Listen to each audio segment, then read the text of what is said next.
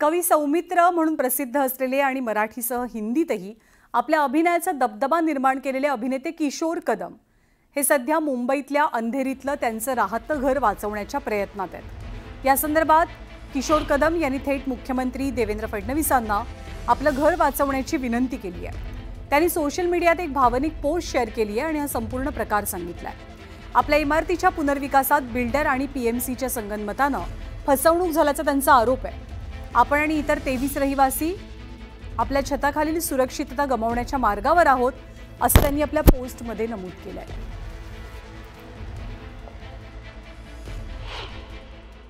शेवटच्या टप्प्यामध्ये असताना पर्टिक्युलरली मी आणि माझी मिसेस आम्ही दोघांनी खूप खोलात जाऊन विचार केल्यानंतर लक्षात आलं की याच्यामध्ये काहीतरी गडबड आहे।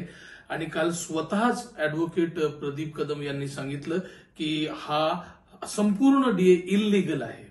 हा डीए मी पास करणार नाही, सही करणार नाही आणि त्यांनी ते सही करण्याचं नाकारलं। त्यांनी स्वतःचे पैसे सुद्धा घेतले नाहीत।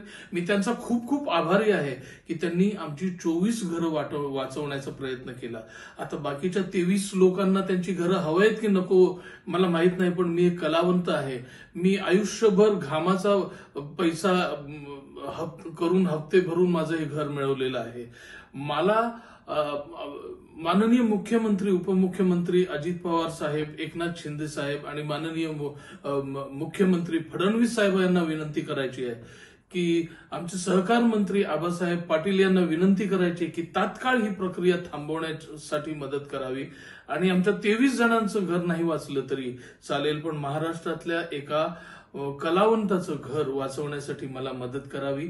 मी सगळ्या मंत्र्यांना, सगळ्या कलावंत मित्रांना आवाहन करतो आहे की कृपया मदतीसाठी धावून यावं।